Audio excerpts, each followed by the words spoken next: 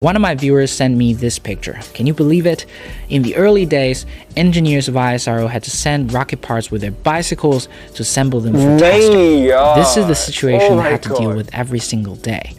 They don't have a lot of resources, but they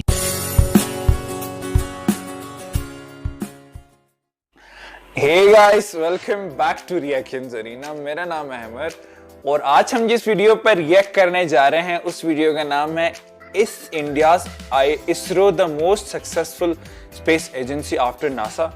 question mark आगे डाला हुआ है। तो इस वीडियो में हमें जानने के लिए मिलेगा कि इसरो इंडिया की जो स्पेस एजेंसी है वो नासा के बाद वर्ल्ड की सबसे सक्सेसफुल एजेंसी है।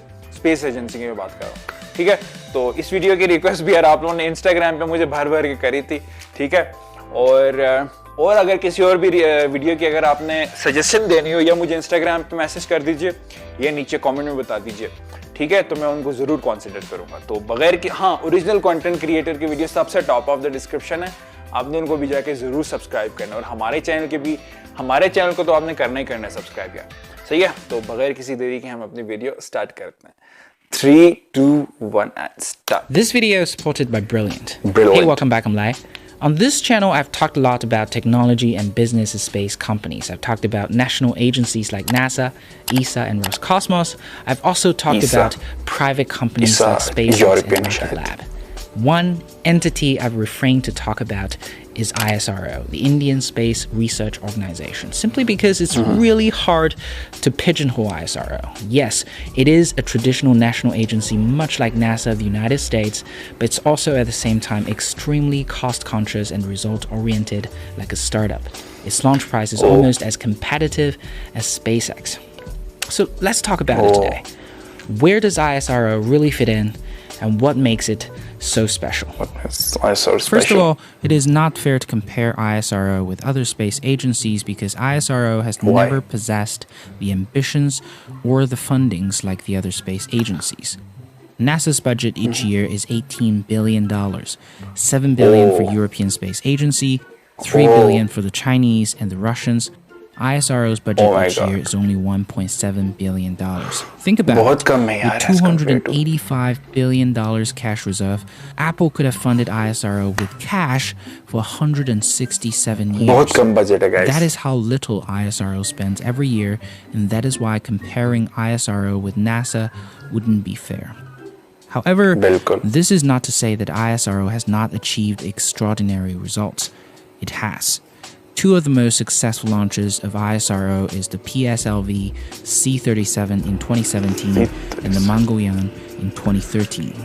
PSLV C-37 until this day holds the record for launching the most satellites in a single rocket, and Mangoyan successfully helped ISRO to become the fourth country to orbit Mars, even before the Chinese. But none of the aforementioned achievements comes close to what ISRO has spent for both missions. Around $70 million each. This, I think, reflects the core philosophy of ISRO, which is to be ambitious, but at the same time, cost-effective. In the 1960s, the Soviet Union and the United States competed fiercely in the space industry, which eventually accelerated the collapse of the Soviet Union, and now the Chinese are catching up with the Americans. Not to compete with NASA this time, but the Chinese are not going to be anyone else's lackey either. Therefore, while other space agencies compete to make the most powerful rockets in the world, ISRO never seemed to care about that. Just look at the evolution of its rocket launches. They're all humbly named satellite launch vehicles. Different variations indicated by the first letter represent different orbit. PSLV for polar synchronous orbit and GSLV for geosynchronous orbit. This is the first clue of how pragmatic ISRO is. The second clue is in its vehicle design. If you take a closer look at ISRO's rocket evolution, it looks almost like SpaceX. The only difference is that ISRO has a more stable financial support from the Indian government and SpaceX had none. But in terms of the approach to design launch vehicles, both organizations are very similar. SLV and ASLV was initiated in the 1980s, and ASLV's capability is similar to that of Falcon 1.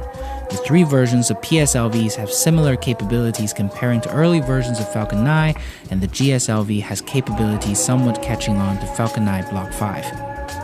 None of them can be classified as a super heavy lift launch vehicle like Falcon Heavy and Saturn V, but they're all super reliable and, most importantly, very cost effective.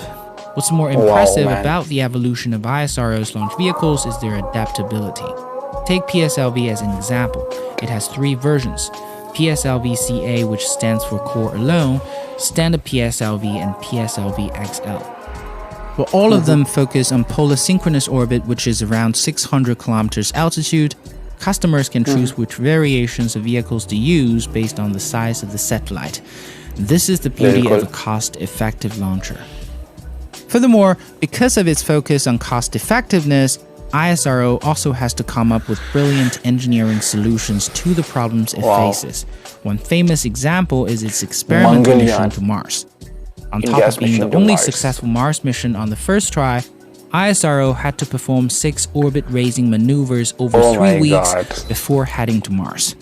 Because the vehicle does not have enough power like the Falcon Heavy to send satellites directly to Mars, it slowly raises the satellite's orbit before injecting it successfully to a heliocentric orbit to Mars. The engineering and the problem-solving behind it is truly amazing. This, I think, captures the essence of ISRO's success. The founding father of ISRO, Vikram, used to say, "There are some who question the relevance of space activities in the developing nation. To us, there's no ambiguity of purpose. We do not have the fantasy of competing with the economically advanced nations in the exploration of the moon or the planets or manned space flight. But we're convinced that if we're to play a meaningful role nationally and in the community of nations, we must be second to none in the applications of advanced technologies to the real problems of man and society." I think this is the key to understand what ISRO stands for and how it differs from other space agencies and companies. This is also why I said at the beginning, it is really hard to pigeonhole ISRO. It didn't have the funding that NASA had, it didn't have the startup mindset and institution that SpaceX had, but none of this stopped ISRO from doing something extraordinary. This just comes to show how important passion and dedication is for any organization. You know, talking about ISRO makes me really happy because it's clearly made out of people who are passionate, dedicated, and above all, an institution that encourages it. Looking forward into the future, I think ISRO will continue to do great things. It's setting out to perform its first manned mission in 2022. I'd say good luck to ISRO. Before I published this video, one of my viewers sent me this picture. Can you believe it? In the early days, engineers of ISRO had to send rocket parts with their bicycles to assemble them for testing. This is the situation they have to deal with every single day. They don't have a lot of resources. What they do have is passion and dedication. They only achieved what they did through hard work and a lot of practice. A good way to practice actively, though, is through Brilliant.org. Even though rocketry is complex, all it takes is for you to start small in order to achieve great things. ISRO knows at the very beginning that if it were to build huge rockets like Saturn V, it won't work. It has to start with something manageable like the satellite launch vehicles in order to slowly become a giant it is now.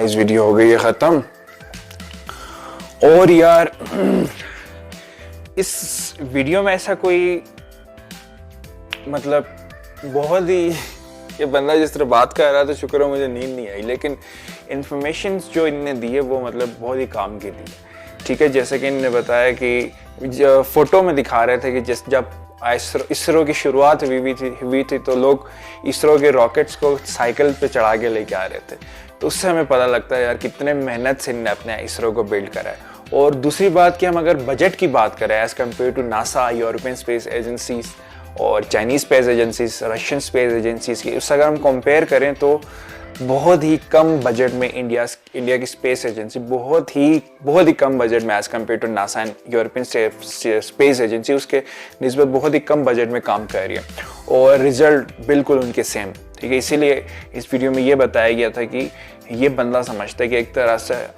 ISRO जो है वो NASA के बाद world second best space agency है। ठीक है, और जैसे कि आपको पता है कि नासा का बजट ही $18 बिलियन है, उसके बाद European space agency $7 billion, then Chinese and Russia space agency $3 billion. तो इस समय देख के पता चलता है कि इंडिया की जो स्पेस एजेंसी है वो कम कीमत में कम पैसों में बहुत ज़्यादा रिजल्ट मतलब निकालने की वो रखती है। ठीक है, और इंडिया बस गाइस सूख रहा है मेरा गला। ठीक है, मतलब आज वो मतलब क्या बोलूँ यार, समझ ही नहीं आ रही कुछ भी, मेरा गला सूख रहा है। ठीक है, क्योंकि एक वीडियो हमने पहले भी बनाई हुई है, ये मैं पहली वीडियो में नहीं बना रहा, आज की मैं इससे पहले भी एक वीडियो बनाई हुई है जो आप कल देख चुके होंगे। ठीक है, तो गाइस ओरिजिनल कंटेंट क्रिएटर की वीडियो सबसे टॉप ऑफ द डिस्क्रिप्शन, आपने उनको जरूर जाके फॉलो करना है, सब्सक्राइब करना है। ठीक है, तो फिर आज के लिए इतना ही था, मिलता है ना किसी नेक्स्ट वीडियो में।